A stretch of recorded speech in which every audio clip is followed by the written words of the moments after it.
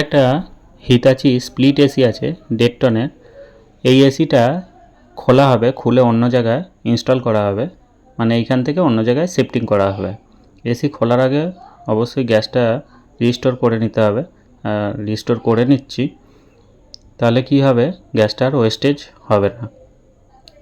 Machine খোলা হবে, সব ঠিক আছে। এর ইউনিয়ন বাইরের দিকে আছে আর মেশিনটা আছে 4 তলার ওপরে, তাই ইউনিয়ন খোলার জন্য অবশ্যই আমাদের নিচে নামতে হবে।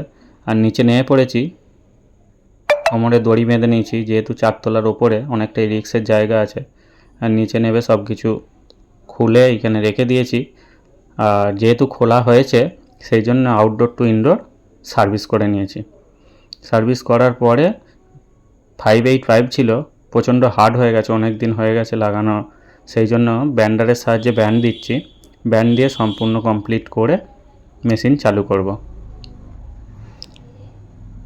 আর এই রকম ভিডিও পেতে ফেসবুক থেকে দেখলে অবশ্যই পেজটিকে ফলো করে রাখুন, ইউটিউব থেকে দেখলে সাবস্ক্রাইব করে রাখুন।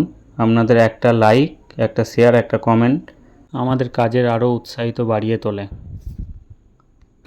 সম্পূর্ণ কাজ কমপ্লিট করে মেশিন চালু করে দিয়েছি, খুব সুন্দর ঠান্ডা হচ্ছে।